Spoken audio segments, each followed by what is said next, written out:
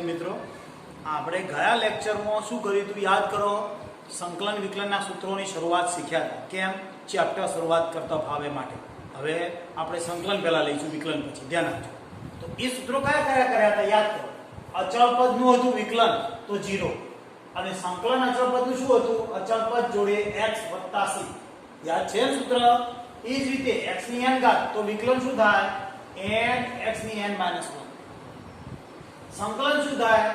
તો x ની ઘાતનો વધારો થાય. ફિઝિક્સમાં શીખી ગયા છે, બરાબર? + c. હવે આ નવું એક સૂત્ર e⁻x નું શું થાય? તો e⁻x વિકલન અને સંકલન પણ e⁻x થાય + c.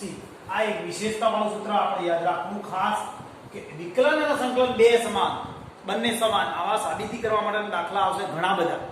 એ વખતે તમારે ધ્યાન આપવાનું કે આ બંને વિકલન અને સંકલન બંને સમાન થતું હોય તો e⁻x નું e⁻x વિકલન થાય, e⁻x નું સંકલન પણ e⁻x જ થાય. ઓકે? પછી log x નું અહીંયાથી સૂત્રોની પેટર્ન બદલાશે. ધ્યાન આપો. log x નું 1/x વિકલન થયું, 1/x નું શું થશે? સંકલન log x થશે. આ પરસ્પર ઉલટી ક્રિયાવાળા છે. જુઓ, log x નું 1/x, પણ અહીંયા 1/x નું log x નું નહીં, log x નું આખું નવી રીતે આવે છે ખંડસ્થ સંકલનમાં. એટલે log x નું 1/x વિકલન થયું તો સંકલન 1/x નું log x. ધ્યાન આપજો. sin નું વિકલન cos થશે તો cos નું સંકલન sin થશે. ફિઝિક્સમાં શીખ્યા હતા. sin નું વિકલન cos અને cos નું શું થશે? sin. એ જ રીતે cos નું શું થશે? વિકલન -sin, પણ અહીં sin નું સંકલન -cos. બરાબર? પછી tan x નું વિકલન sec²x તો sec²x નું શું થશે? આ sec²x છે તો એનું tan x થશે. આટલા સૂત્રો તૈયાર રાખો. ખાલી તમારે ધીમે ધીમે સૂત્રો તૈયાર કરાવીએ છીએ. હવે આવતા લેક્ચરમાં થોડું શીખવાડીશું. એમ કરી સંકલન તૈયાર, આ બાજુ વિકલન ચેપ્ટર પૂરું થઈ જાય, સંકલન સૂત્રો તૈયાર થઈ જશે. બરાબર છે? તો હવે દાખલો આપણે કેટલા હતા પ્રકરણનો? 10મું યાદ કરો. એ આપણે ગણાવીએ. y બરાબર ને? x ની h ઘાત વત્તા x ની a ઘાત વત્તા e ની h ઘાત વત્તા e ની a ઘાત. વિકલન કરવું છે તો આપણે આ એક સ્ટેપ લખવું. બંને બાજુ શું કહેવાય? બંને બાજુ x પ્રત્યે વિકલન કરતા. x પ્રત્યે બરાબર છે. તો y નું વિકલન શું થાય? dy/dx. આપણને આવડે. હવે મેં તમને વિકલનના સૂત્રોમાં યાદ રાખવાનું એક શીખવાડ્યું. યાદ કરો કે d/dx x ની n ઘાત સૂત્ર એ શીખવાડી દવાનું. કોઈ યાદ ડાયરેક્ટ યાદ કરો. આવું સૂત્ર શીખવાડી દો. x ની x ઘાત ઇન્ટુ x ની x ઘાત શીખવાડી દો ને, અને 1 + log x યાદ કરો. 1 + log x. એ આપણે સૂત્ર તારવી દીધું યાદ હોય તો. કે ભાઈ કેવી રીતે આવ્યું? તો y x ની x ઘાત હોય તો રૂપાંતર કરતા યાદ કરો e⁻x log x. બરાબર? આપણે તૈયાર કરી દીધું. હવે એ સૂત્રનો ઉપયોગ કરીએ તો dy/dx કરું તો શું થાય? તો e⁻x નું e⁻x log x. કૌંસની અંદર આનું વિકલન કોનું? આટલા ભાગનું. તો આનું વિકલન શું થાય? x m log x નું 1/x વત્તા log x m અને x નું વિકલન 1. તો શું થશે? આના બદલા મૂળ રકમ અને આનું 1 + log x. આ આપણે સૂત્ર તારવી હતું ને યાદ રાખવાનું કહ્યું. યાદ કરો. એ સિવાય બીજું એક સૂત્ર મેં લખવડાવ્યું હતું કે √x નું વિકલન 1/2√x. યાદ રાખવાના આ બધા. તો જલ્દી દાખલા આપણે આવડે. પછી બીજું એક શીખવાનું છે નવું, d/dx x² + a². તો શું થાય એનું? તો 1/વર્ગમૂળની રીત 2 યાદ રાખવાનું સૂત્ર યાદ રાખો કે આ જે વર્ગમૂળ હોય એ 1/2 કરીને આ રકમ, 2 કરીને આ રકમ વત્તા આ ઉપરનાનું વિકલન એટલે 2x થાય. શું થાય? આ બંને ઉડી જાય એટલે જવાબ શું વધે? x/વર્ગમૂળમાં x² + a². યાદ રાખજો, જેટલું આવડું યાદ રાખશો તો સૂત્રો જલ્દી ઉપયોગ થશે અને દાખલો જલ્દી આવે છે. તો એ રીતનો ઉપયોગ કરું તો જો x ની x ઘાત શીખવાડી મેં તમને સૂત્ર x ની x ઘાત 1 + log x. આ સૂત્ર યાદ હોય દાખલો જલ્દી પડી જાય એકદમ. આ x ની x ઘાત 1 + log x કોનું વિકલન કરીને આનું. ડાયરેક્ટ ખબર પડે આપણને યાદ હોવું જોઈએ. હવે a ની n ઘાતના બદલામાં a ની s ઘાત કરી ગણીએ તો કશો વાંધો નહીં, આપણે ઘાત આગળ લાવવાની a x ની a માઈનસ બરાબર આની ઘાતની. અહીંયા આ સૂત્ર a ની s ઘાત વિકલનનું સૂત્ર છે યાદ કરો d/dx d/dx a ની x ઘાત તો સૂત્ર આવું આવે a ની x ઘાત log a. યાદ કરો આ સૂત્ર શીખવાડેલું છે તમને. અને આનું નાનું હવે સંકલનનું શીખવાડ્યું તો a ની s ઘાત હોય સંકલન હોય તો a ની s ઘાત log x થાય વત્તા c. ધ્યાન આપતા રહેજો. હવે સંકલનની તૈયારી એ માટે સંકલનના સૂત્ર કહું છું. a ની s ઘાત નો શું થાય? a ની s ઘાત સમજો અચળ પદ કોઈ અભિલંબ તો r અને ઉપર ચલ ઘાત તો a ની s ઘાત નું વિકલન a ની s ઘાત log a. એટલે આપણે અહીંયા જરૂર છે a ની x ઘાત તો શું આવશે a ની x ઘાત log a વત્તા આ શું છે ત્રીજી રકમ x ની x ઘાત જો માર લખવા ભૂલ છે e ની a ઘાત છે તો આ બંને અચળ પદ જ કહેવાશે. બંને અચળ આ બંને અક્ષર સિવાયના અક્ષર આયા તો અચળ પદનું વિકલન 0 આપણે શીખવાડ્યું. વિકલન છે એટલે 0. ક્લિયર? દાખલો પૂરો થઈ ગયો. પણ સૂત્રો આવડતા હોય તો કે ભાઈ આપણને પહેલું કયું સૂત્ર આવવું જોઈએ x ની x ઘાત.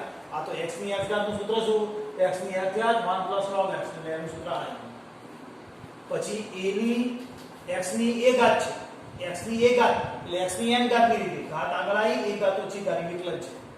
અને આનું વિકલન a ની x ઘાત a ની x ઘાત log a અને આ અચળ પદ કહેવાય હમણાં શીખવાડી તો 0. બસ પતી ગયો આપણો જવાબ dy/dx માટે કશું જ નહીં. આ જવાબ જ છે. 0 કાઢી નાખો ખાલી.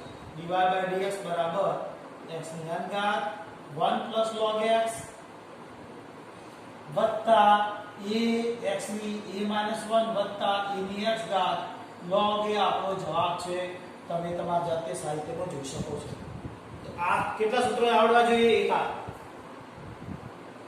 x ની x ઘાત 1 + log x પછી a ની x ની a ઘાત એટલે ઘાત x ની n ઘાત ની રીતે થઈ અને a ની s ઘાત નું સૂત્ર બરાબર અને અચળ પદનું 0 કમ્પ્લીટ. હવે પડી ગઈ છે.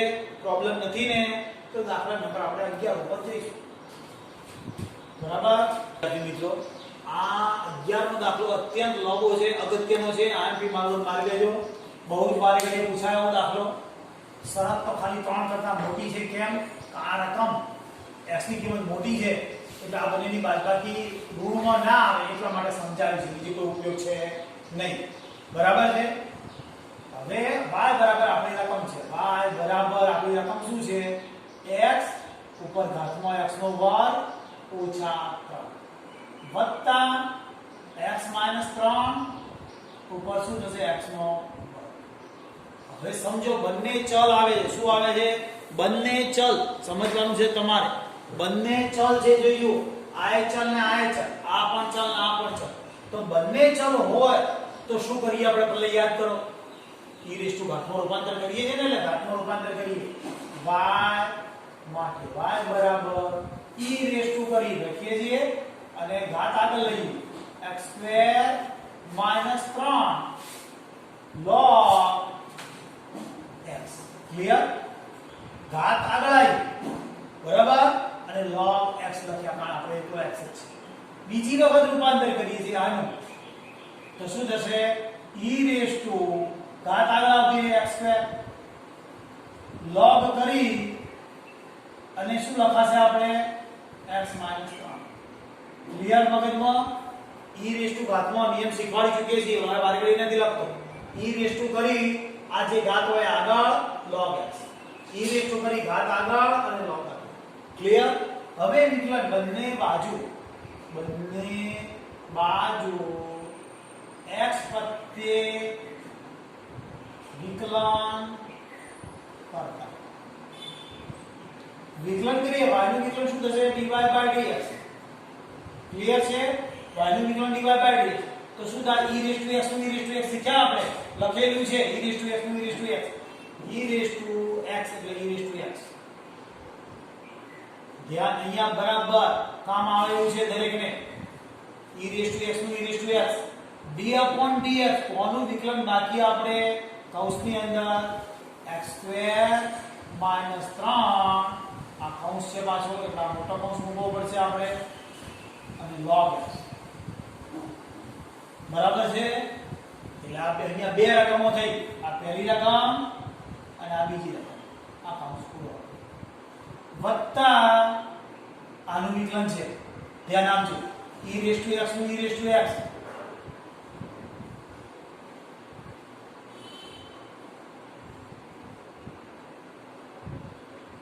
log x minus 1. બરાબર? પાછું વિકલન બાકી કોણ રહે? e raised to x નું e raised to x અને d upon dx મોટા કૌંસની અંદર આપણે લખી કાઢીએ x² log x minus 3. તો હવે આનાથી શું આપણને આ એક પહેલી રકમ અને આ બીજી રકમ, બે રકમ છૂટી પડી. ક્લિયર? હવે પછીનું સ્ટેપ ખાસ શીખવાનું છે કે આના બદલામાં આપણે પરિણામ 1 લખીએ છીએ. અહીંયા લખીએ પરિણામ 1, આ પરિણામ 1. એક પરથી લખવાનું એટલે એક પરથી શું લખવાનું? તો આના બદલાની અંદર કઈ રકમ લખવાની? આ રહી. આના બદલાની અંદર કઈ રકમ લખશું? આ રહી. શું લખશું? x x² - 3. કૌંસની અંદર વિકલન કરીએ છીએ તો પહેલું પદ એમને બરાબર, પહેલું પદ એમને log x નું 1 upon x વત્તા log x એમને અને આ બધું વિકલન 2x અને -0. કેમ 0 તે ખબર પડે ને? ચલો બધું 0. ક્લિયર? આનું ગુણાકાર રીતે વિકલન કર્યું, પહેલું પદ એમને log x નું 1 upon x વત્તા log x એમને આનું વિકલન 2x અને ચલો બધું 0 વત્તા. હવે આના બદલામાં ફેર પાછી પહેલી રકમ એટલે આના બદલામાં આ રકમ લખાય. સમજાય છે? આના બદલામાં આ રકમ લખશું આપણે તો આ રકમ લઈએ અહીંયા x - 3 ઘાતમાં શું આવશે? x². કૌંસની અંદર બે રકમ છે આપણી પાસે, પહેલું પદ એમને x² log x નું 1 upon x - 3 અને આ અંદરનાનું વિકલન x નું વિકલન 1 અચળ પદનું 0 વત્તા log x - 3 એમને અને x² નું વિકલન 2x. x² નું વિકલન 2x. બરાબર સમજો? આ એક પરથી કોષ્ટકના આવશે ને, એક પરથી કયા એક પરથી? તો સમજાણો ને, પરિણામ એક પરથી. આ રકમ એમને આ બદલા મૂકી, આ x² એમને પહેલું પદ એમને, બીજા પદનું log x નું 1 upon x અને આ અંદરનું વિકલન x નું વિકલન 1 અચળ પદનું 0 વત્તા log x - 3 એમને અને આ x² નું 2x. ક્લિયર? હવે આપણે પેલા ફાઇનલ જવાબ તરફ જ છે, બીજું કંઈ જ નથી. હવે જવાબ જ છે આ log વાળી ઘણી લોગવી પડશે, આ સરળ પડશે. dy by dx તો મૂળ રકમ x x² - 3. તમે જવાબ તરફ જોઈ લો એટલે તમને ખ્યાલ આવી જશે. તમારા ભાઈ સાહિત્ય હોય તો, ના હોય તો નહીં. x² - 3 / x આ પહેલું પદ વત્તા કયું લખાશે? 2x આગળ લખાશે ને log x. બરાબર છે? વત્તા આ પદ x - 3 ઘાતના ઉપર x² એમને કૌંસની અંદર શું લખાશે? તો x² - x - 3 વત્તા 2x log x - 3. આ આપણો ફાઇનલ જવાબ છે. ક્લિયર? સમજી ગયા છો? ફરી એકવાર સમજાવી દો તો સમજાવી લઈએ. ધ્યાન આપો કે આ આપણી રકમ છે. બરાબર? ક્લિયર? તો આ રકમ છે આપણે જોઈ લો. હવે આ બંને ચલ છે એટલે રૂપાંતર કરવું પડે. e raised to ઘાત આગળ આવી log x વત્તા આ e raised to ઘાત આગળ આવી log x. બંનેનું વિકલન કરીએ x પ્રત્યે તો e⁻x નું e⁻x લખ્યું આ ઉપરનાનું વિકલન બાકી રાખ્યું d/dx વત્તા e⁻x નું e⁻x એમને અને આ ઉપરના ભાગનું x નું વિકલન બાકી છે બરાબર d/dx હવે આના બદલા મૂળ રકમ લખાય પરિણામ 1 પરથી કઈ રકમ મૂળ રકમ આના બદલામાં આ રકમ લખી દઈએ એ લખી જોઈજો આના બદલામાં સમજ પડી ને અને અહીંયા ગુણાકાર રીતે વિકલન એટલે પહેલું પદ એમને બીજા પદનું log x નો વર્ગ વત્તા log x એમને આનું વિકલન શું થશે 2x અથવા ઊંચી અહીંયા આના બદલામાં રકમ લખી તમે સમજી શક્યા છો બરાબર આના બદલાની અંદર આ રકમ લખી કાઢી પછી અહીંયા ગુણાકાર રીતે x2 એમને log x નું 1/x એટલે x - 3 આ અંદરનું વિકલન x નું વિકલન 1 અચળ પદનું 0 વત્તા log x - 3 એમને અને x2 નું 2x તો હવે આનો જવાબ જ લખ્યો આપણે આ એમને પદ લખ્યું આ પદને છેદમાં લખ્યું અને અહીંયા શું લખ્યું તો 2x આગળ લખ્યા log x અચળ પદ લખવાનું નથી 0 આ પદ એમને અહીંયા x2 છેદમાં x - 3 વત્તા 2x આગળ લખ્યા તો આપણો જવાબ છે આવડી ગયો છે દાખલો કયો પૂરો કર્યો આપણે 11મો લઈશું 11મો પૂરો કર્યો તો 12મો દાખલો ધ્યાન આપો 12મો દાખલો જોઈ ખબર પડી જાય છે તમને આ કે x અને y બે અલગ અલગ આપ્યા છે અને બંનેમાં ત્રીજો એક ચલ આપેલો છે માટે ગુણ વિકલન કહેવાય કયું કહેવાય આને ગુણ વિકલન ભૂલી ગયા હોય તો એ આ y બરાબર 12 છે 1 minus cos t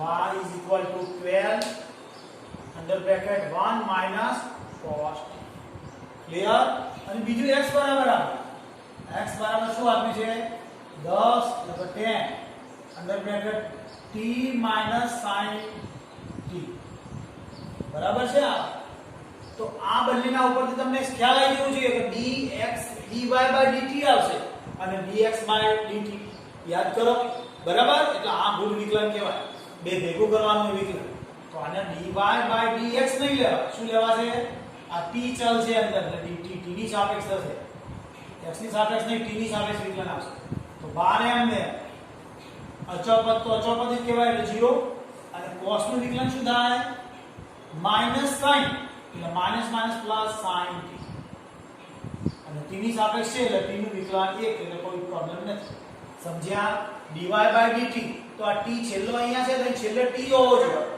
બરાબર એટલે 12 ના 12 1 નું 0 અને cos નું શું થશે માઈનસ sin એટલે માઈનસ પ્લસ sin t કરી આ બાજુ વિકલન કરીએ તો dx dt આવશે એક અક્ષર પહેલો આ આવશે બીજો આ જ આવે 10 તો અચળ પદ એમને એમ રહેશે આ t નું વિકલન 1 બરાબર આ જેવી રીતે અહીંયા x હોય તો x નું 1 કરીએ અહીંયા t છે તો t નું વિકલન 1 sin નું વિકલન શું થશે cos ક્લિયર મગજમાં થઈ ગયું હવે આપણે સૂત્ર લખતા યાદ કરો dy dx is equal to dy dt અને dx dt અને ગુણ વિકલન કહેવાય કૌંસમાં સૂત્રમાં મારતા dx dt not equal to 0 યાદ બરાબર છે હવે બરાબરનું ચિહ્ન dy dt શું છે જોઈ લો dy dt sin t